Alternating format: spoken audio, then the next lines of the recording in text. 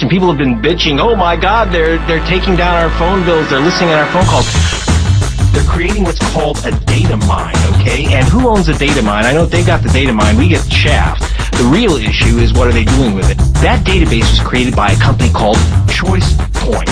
Now, ChoicePoint was just created just a few years ago by a bunch of Republicans, more Republicans than you find on a Palm Beach Country Club board. They are the ones that created the evil database that knocked off the black voters in return for basically electing the President of the United States. They chose our president for us, not the voters. He chose them for over $1 billion in no-bid contracts to maintain the databases on you. And I've talked to the inside executives. And let me tell you, after I talked to the insiders at the ChoicePoint Corporation, the executives, I want to lock myself in a closed room. They are matching your phone numbers, your billing records, your medical records, your voting registration records, your driver's licenses, and their latest thing, your DNA. Oh, by the way, it is against the law, in case anyone's wondering, to spy on Americans, and the law in question is the Constitution. You have to be under suspicion. The trick is that they're privatizing the spy function. They're creating, I was going to say a private FBI, but it's really a private KGB.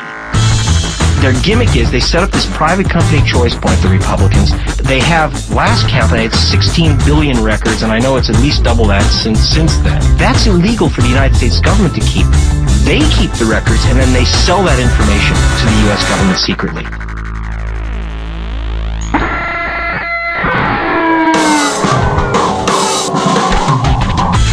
Let's put it this way. When they were supposedly hunting illegal voters in Florida, their list was 97% wrong. Let me repeat that.